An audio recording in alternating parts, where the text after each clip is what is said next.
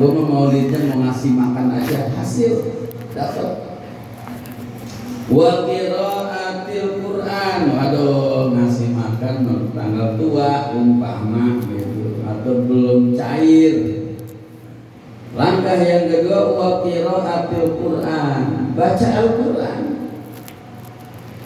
Jadi kalau orang yang punya perhatian dengan maulid, kalau pengen dapat pahala perhatian dengan maulid, dinilai dari memperhatikan maulid adalah diantaranya membaca Al-Quran, baca Al-Quran. Ya. Waduh, baca Al-Quran juga masih ngaji, masih belentang-belentong gitu. Baca aja udah kita bisa. Baca minimal Al-Fatihah dan Al-Quran itu. Siapa yang bilang Al-Fatihah dan Al-Quran? Karena keterangannya wa qiraatil Quran. Kemudian wa dzikril qasaidin nabawiyah, baca qasidah-qasidah, syair-syair yang mengandung pujian dan sanjungan terhadap Maulana Muhammad Rasulullah sallallahu alaihi wa alihi wasallam. Fala budda min qasdil yaumil ladzi wulida sallallahu alaihi wa alihi wasallam fihi, alhamdulillah. Yang sekarang kita bertepatan awil lailah allati wulida, dan di malam hari atau di malam, nah ini malam yang dimana dilahirkan baginda Rasul Nabi Muhammad sallallahu alaihi wasallam. Min adadi ayyamin bidzalika syahr bi'aini. Ada hadis di sini, qala sallallahu alaihi wasallam, man adzama maulidi, siapa orang yang mengagungkan maulidku, kuntu syafi'an lahu yaumal qiyamah, maka aku akan memberikan syafaat kepadanya di hari kiamat. Pokoknya ada di kitab ini aja udah.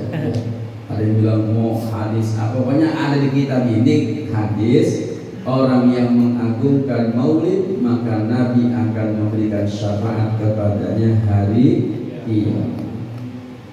Wa man anfaqa dirhaman, dan siapa yang mengeluarkan uang fi maulidi, dalam rangka mengadakan maulid, annama anfaqa jabalan min dhahab, maka seolah-olah dia membelanjakan atau berinfak emas sebesar gunung fi sabilillahi, di jalan Allah Subhanahu wa taala.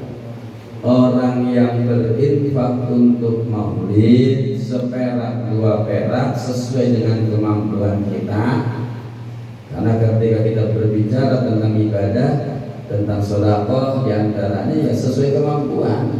Jangan suka memaksakan diri ya, ittaqillah mas tatokta.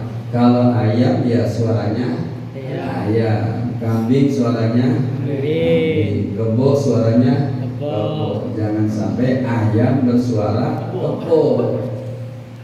Kasihan, putus urat ayam, karena lehernya nggak sebanding dengan leher kebo. Udah tahu punya duit ceban, sedekah 1 juta, ngutang. Kalau kebo ya suara kebo, jangan suara ayam, diketawain. Udah tahu gede, duit banyak, sedekah goceng.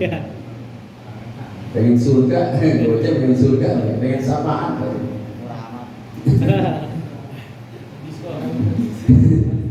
Waman anbaqa dirhaman, orang yang berinfak 1 dirham fi maulidi, di dalam maulidku, kata Nabi ini, maka annama, maka seolah-olah anfaqa, dia telah berinfak jabalan min zahabin, 1 gunung dari emas, fi sabilillahi ta'ala, di jalan Allah ta'ala. Persis seperti ngebiayain Palestina untuk nyerang Israel. Walaupun kita nggak kesono, karena kita berinfak membantu Palestina yang jihad fi sabilillah, maka kita walaupun di sini tetap dapat pahala jihad. Wa qala Abu Bakr Siddiq, Sayyidina Abu Bakar Siddiq radhiyallahu anhu berkata, man anfaqa dirhaman, siapa orang yang berinfak 1 dirham fi maulidin nabiyyi, di dalam maulid sallallahu alaihi wasallam, kana rafiqi fil jannah, dialah CS ku di surga.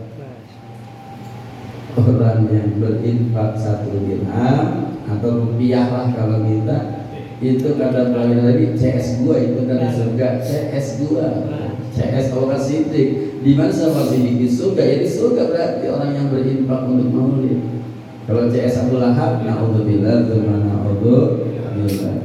Dan banyak lagi bagaimana ada riwayat yang berkaitan dengan maulid. Nah, isi maulid adalah kita menabahagiaan dengan kelahiran Nabi. Selanjutnya kita berusaha dan berkeinginan step by step, sedikit demi sedikit mengikuti sunnah-sunnah baginda Nabi Sallallahu Alaihi Wasallam. Oleh karena itu, kenapa kita ngaji, kenapa kita thalabul ilm, kenapa kita hadir di majlis? Karena kagak tahu ajaran Nabi, kagak tahu syariat Nabi kalau nggak dipelajari. Jadi omong kosong ngaku cinta sama Nabi kalau kelakuannya bertolak belakang dengan Nabi. Cinta itu kan perlu bukti. Tanpa bukti cintamu palsu. Cuman suruh beli bakso waktu hujan gede turun, kagak mau jalan, kata Yayang, abang palsu. Ngomongnya lautan kan ku seberangi, gunung tinggi kan ku daki. Iya. Oh, minta beli bakso kagak mau dibeliin. Ngaku cinta sama Nabi, ternyata kita banyak ninggalin sunnah Nabi. Tapi walaupun begitu, mestilah kita sebodoh-bodohnya kita, semalas-malasnya kita, adalah sunnah Nabi yang kita istiqomahin. Entah itu kita mengamalkan sunnah Nabi ketika masuk kamar mandi, apakah ketika kita keluar kamar mandi, mestilah ada salah satu sunnah yang kita istiqomah, ya.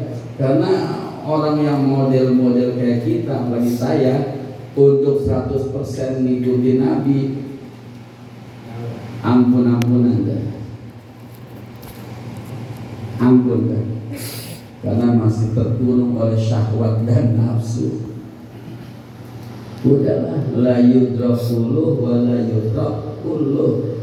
Cepet kagak, ya jangan juga. Sama sekali ya.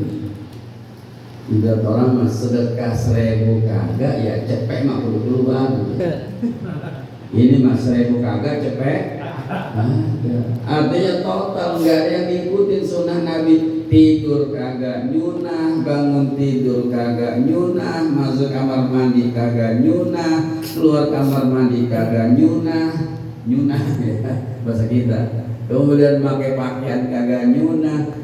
Itu mau minta syafaat dari siapa?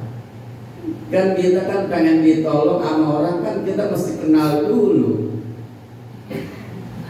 Kita pengen ditolong sama orang, kenal dulu. Kenal kagak apa kagak, pengen ditolong, ya kan. Ya gila sih enggak, emang belum aja. Tahu belum tahu ya? Belum tahu kan belum? Ya minum es ditiup. Belum. Biar ngebul esnya, tidak panas. Dia tiup. Jadi irtija'us syafa'ah bila sababin, ngarep-ngarep pertolongan tapi nggak punya sebab, itu kan naun minal gurur, ketipu. Bikin sebab dulu, minimal pernahlah traktir si Andre kopi segelas, kan enak kita syafaat. Tolong dong Andre, bayarin pajak motor. Tahu ceritanya. Ya bikin sebab dulu kita pengen disyafaatin sama Nabi, bikin sebab dulu. Apa diantaranya? Tidur kita ngikutin tidur Nabi. Waduh berat. Ya berarti bangun tidurnya ngikutin Nabi. Belum bisa juga masuk kamar mandi mestilah step. Nah kalau udah satu sunnah kita istiqomah, tingkatin sunnah yang lainnya. Tapi lagi-lagi mana tahu dari mana itu sunnah kalau kagak ngaji. Nah, jadi inti sari dari maulid ya di pengajian itu. Ya, mudah-mudahan kita panjang umur, sehat walafiat, dikasih istiqomah ibadah, segala hajat dikabul oleh Allah, dosa-dosa kita diampuni. Tempat ini tempat yang diberkahi oleh Allah, dan siapapun yang masuk di tempat ini pun mendapatkan keberkahan dari Allah, dan pada akhirnya kita semuanya mendapatkan syafaat dari baginda Rasulullah sallallahu alaihi wasallam.